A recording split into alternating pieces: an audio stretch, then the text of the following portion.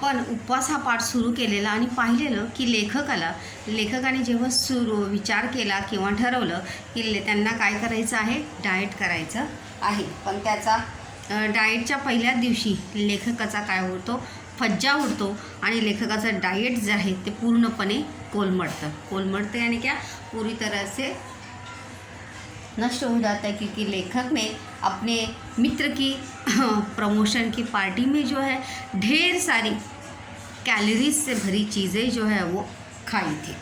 चला त्याच्या पुढे आपण पाहणार आहोत. कुटुंबाचा मात्र माझ्या डाएटच्या बाबतीतला उत्साह अवर्णनीय होता. कुटुंब म्हणजे कोण? लेखकाची पत्नी. डाएटच्या बाबतीतला उत्साह अवर्णनीय होता. अवर्णनीय मतलब बोलने लायक था. मतलब लेखक से भी ज़्यादा लेखक की जो पत्नी है वो उनके डाइट में क्या ले रही थी, इंटरेस्ट ले रही थी. उसका ध्यान वो रख रही थी की काय खायचं आणि काय नाही. कारण रोज काही चमत्कारिक पदार्थ माझ्या पानात पडायला लागले. चमत्कारिक म्हणजे याआधी लेखकाने जो पदार्थ जो सब्जियां खाई भी नहीं थी वो सब्जियां जो है लेखक के प्लेट में खाते समय आने लगी. पान म्हणजे काय? जेवणाचं ताट. एके दिवशी नुसती पडवळे, जिसे परवल कहते हैं बडावाला, वो उकडून तिने मला खायला घातली. शेवग्याच्या शेंगा, सैजन जिसे कहते हैं, पडवळ,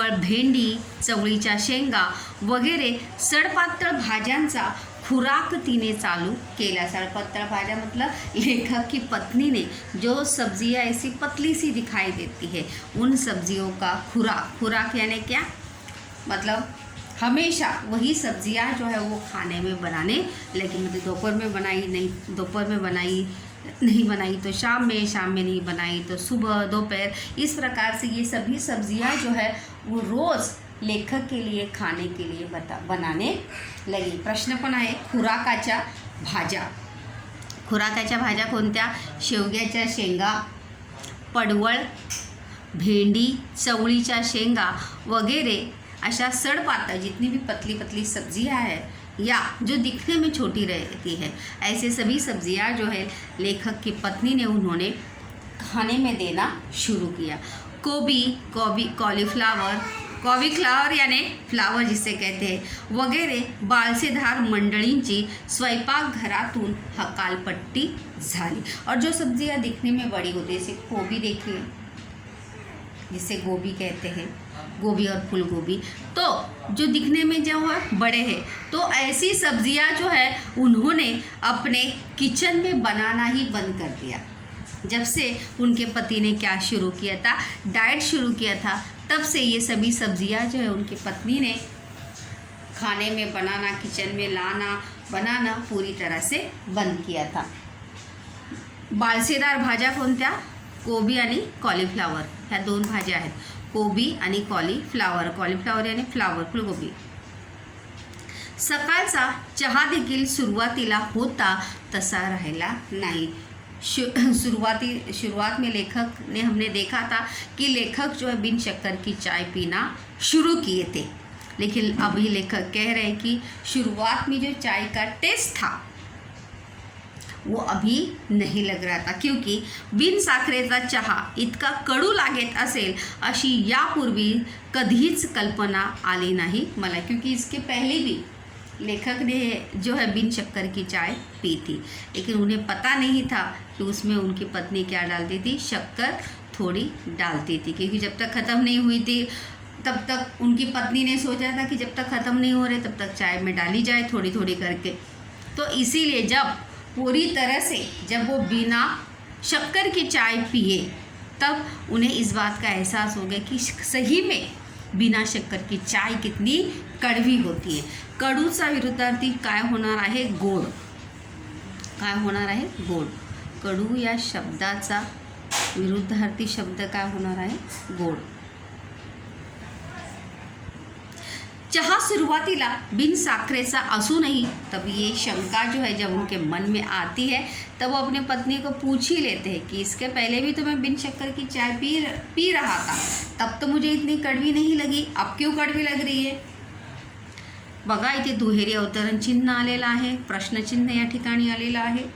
चहा सुरुवातीला बिन साखरेचा असूनही कडू लागला नाही आणि आता का लागतो तेवढं सांग, असे म्हटल्यावर कुटुंबाकडून खुलासा मिळाला. खुलासा मिळणे म्हणजे स्पष्टीकरण मिळणे. वाक्यप्रचार आहे, खुलासा मिळणे म्हणजे स्पष्टीकरण मिळणे. तब वो अपनी पत्नी को पूछते हैं कि बताओ अभी तो चाय इतनी कड़वी लग रही है, इसके पहले तो नहीं लग रही थी. तब उनकी पत्नी जो है उन्हें उस बात का स्पष्टीकरण देते. बघा काय म्हणते, हेच ते म्हटलं ते काय उगीच आहे. अहो म्हणजे सुरुवातीला मी तुम्हाला जो बिन साखरेचा नव्हताच मुळे.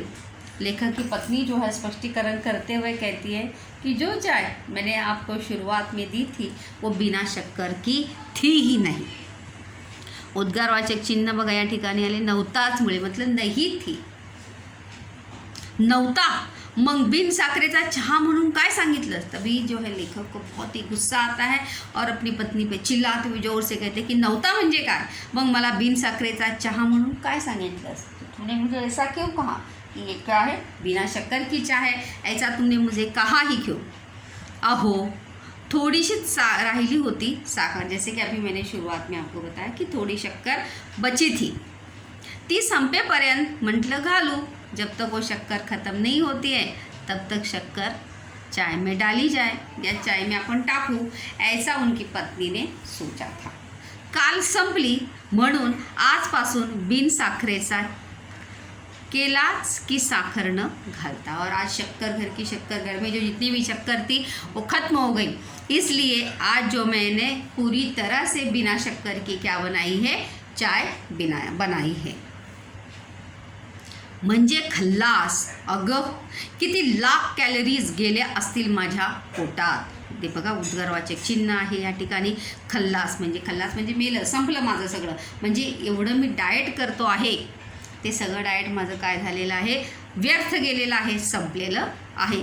पता नहीं कितनी लाख कैलोरीज जो है मेरे पेट में गई होगी. कसलं कमी होतंय माझं वजन. और फिर अपनी चिडते हुए अपनी पत्नी को कहते की मला वाटत नाही की माझं वजन काय होणार आहे, कमी होणार आहे.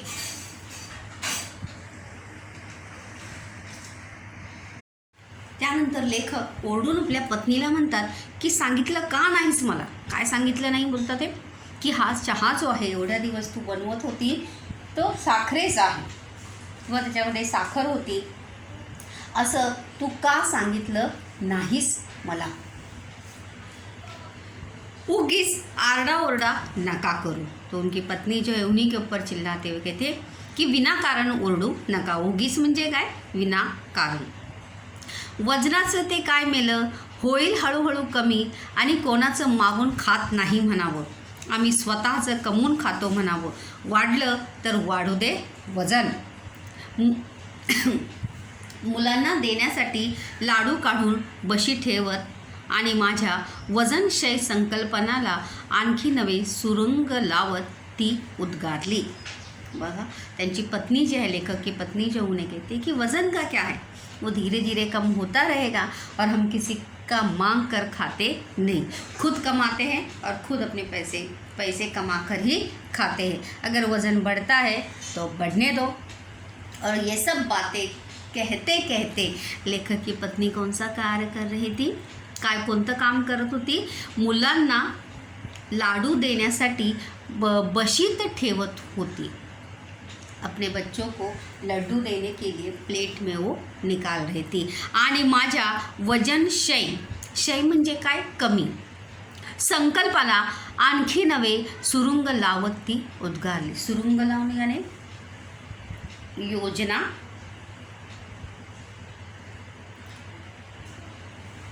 योजना फिसकटणे, बेत रद्द करणे मतलब मानो जाहिर सी बात है, हमने इसके शुरुआत में भी देखा कि लेखक जो है अपने खाने पे बिल्कुल भी कंट्रोल नहीं करते थे, और खाने की चीज़ें जैसे उनको सामने दिखाई देती थी वो अपने आप को रोक नहीं पाते थे। इसीलिए वो कहते हैं कि मानो मेरी पत्नी जो है मेरे वज़न घटाने के कार्य को या संकल्प को मानो क्या करना चाहती थी, रद्द करना चाहती थी। इसीलिए तो मेरे सामने क्या कर रही थी, लड्डू से भरी हुई प्लेट उसने रखी थी।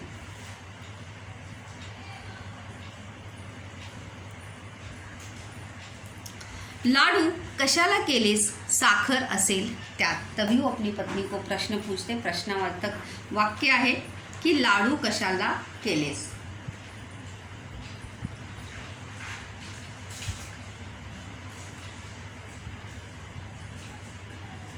साखर असेल त्यात। दोन्ही वाक्य कोणती आहेत, प्रश्नार्थी वाक्य आहेत। कोणती वाक्य आहेत, प्रश्नार्थी वाक्य आहेत। लाडू कशाला केलेस, साखर असेल त्यात। ईश उद्गारवाचक शब्द आहे। ईश साखरेशिवाय लाडू आमच्या नाही घराण्यात केले कोणी।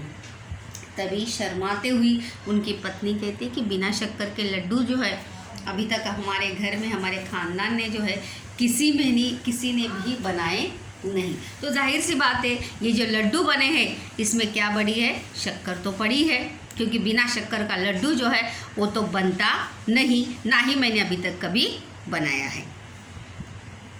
हे पहा उद्गारवाचक चिन्ह, दुहेरी अवतरण चिन्ह, पुन्हा इथे उद्गारवाचक चिन्ह आलेलं आहे आणि दुहेरी अवतरण चिन्ह।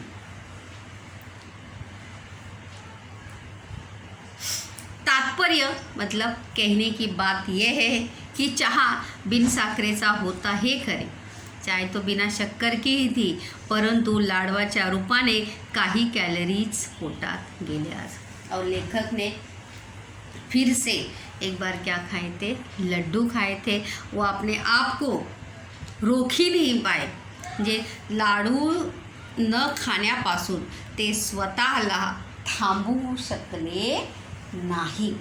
आणि ते काय खातात, चहा तर त्यांनी बिन शक्कर, चाय तो बिना शक्कर की पिए थे, लेकिन लड्डू उन्होंने खा लिए थे और उसी के बहाने उनके पेट में बहुत सारी कैलोरीज जो है वो गई थी।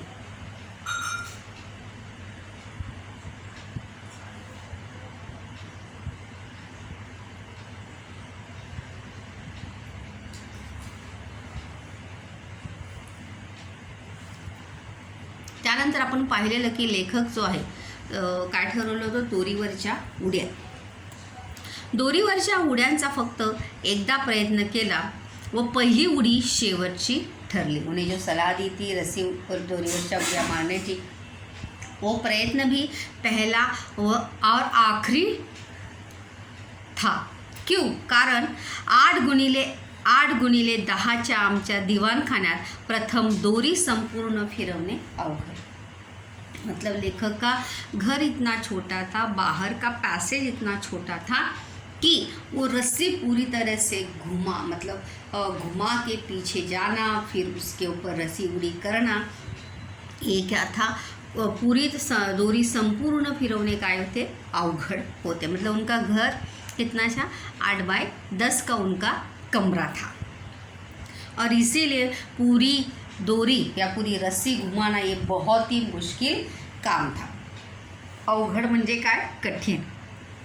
अवघडचा विरुद्धार्थी शब्द काय, सोपे। दिवाणखाना यानी का हॉल।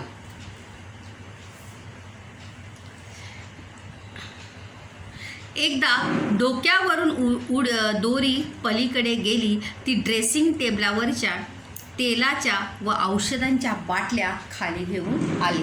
ऐसा नहीं कि लेखक ने प्रयास नहीं किया। पहिल्या दिवशी काय ठरलं, पहिल्या दिवशी काय झालं, प्रश्न पण आहे बघा। एकदा डोक्यावरून दोरी पलीकडे गेली, पहले दिन क्या हुआ था, जब उन्होंने, लेखक ने पहली रस्सी उडी मारली त्यावेळी काय झालेलं आहे, ती ड्रेसिंग टेबलच्या सर्व तेलाच्या आणि औषधाच्या बाटल्या जी आहेत त्या खाली घेऊन आली। दोरीवरच्या बाबतीत घडलेले 2 प्रसंग. तर हा पहिला प्रसंग आहे की टेबलावरच्या तेलाच्या व औषधांच्या बाटल्या ज्या घेऊन काय आलेली आहे, खाली आलेली आहे. दुसऱ्यांदा अर्धवट गॅलरी आणि अर्धवट घरात राहून दोरी फिरवली. मतलब लेखक आधे कहाँ खड़े थे, गैलरी में, और आधे कहाँ खड़े थे, हॉल में. और ऐसे रहते हुए उन्होंने क्या घुमाई थी, रस्सी घुमाई थी. ती आचार्य बर्व्यांच्या गळ्यात अडकली. और वहाँ पर उनके सामने जो उनके पड़ोसी रहते थे त्यांचं नाव काय होतं, आचार्य बर्वे. काय नाव होतं त्यांचं, आचार्य बर्वे. ज्यांच्या गळ्यात दोरी अडकली ते कोण, आचार्य बर्वे. और रस्सी जो है आगे जाके उनके गले में जो है वो अटक गई. हा दुसरा प्रसंग. प्रश्न पण आहे बघा, दोरीच्या उड्या बाबतीत घडलेले 2 प्रसंग कोणते. सोमताचा पण प्रश्न या ठिकाणी आहे की तुम्ही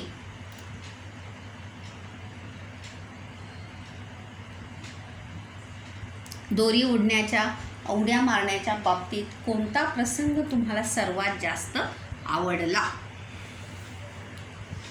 किंवा तुम्हाला कधी असा अनुभव आलेला आहे का, ते सविस्तर स्पष्ट करा.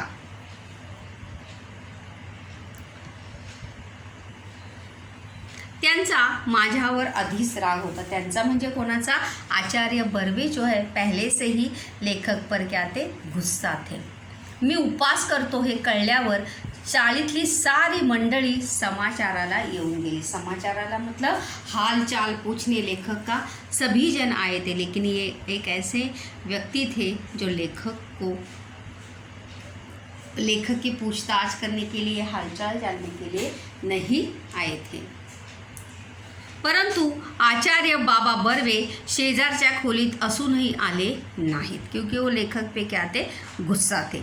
इसीलिए वो पड़ोस में रहने के बावजूद भी लेखक को मिलने के लिए आए नहीं थे. कारण उपवास हे त्यांचे खास राखीव कुरण होते. राखीव कुरण मतलब जैसे हम कहते हैं कि ये चीज़ जो है, ये बात या वो जगह जो है उसके लिए रिझर्व, राखीव कुरण असते म्हणजे काय, रिझर्व असते.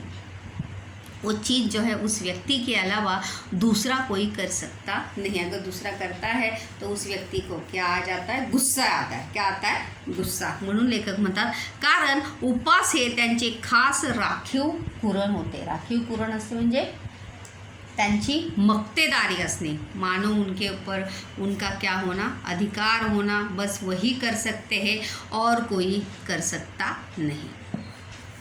संकल्पना स्पष्ट करण्यासाठी प्रश्न येतो बघा, राखीव कुरण असणे म्हणजे काय.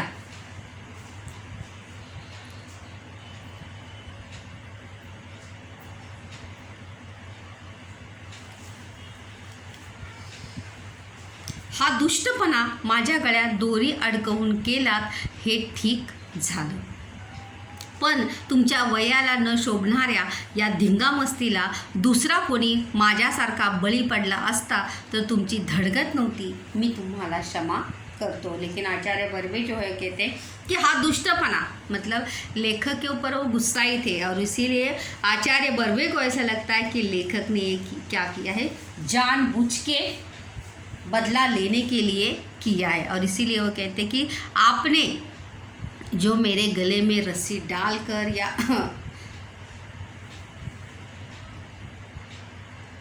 फसून जो दुष्टपना यानी क्या वाइटपना किया है, वो आपकी उम्र को जो है वो शोभा देता नहीं. क्योंकि ये सभी ऐसी हरकतें जो है बचकानी है, बच्चे करते हैं. और आपकी उम्र को जो है ये बातें बिल्कुल भी ऐसी मस्ती, ऐसी धिंगाणा जो आहे तो तुम्हाला शोभणारा नाही. धडगत नसणे म्हणजे वाक्यप्रचार आहे बघा. धडगत नसणे, इलाज नसणे, सुटका नसणे.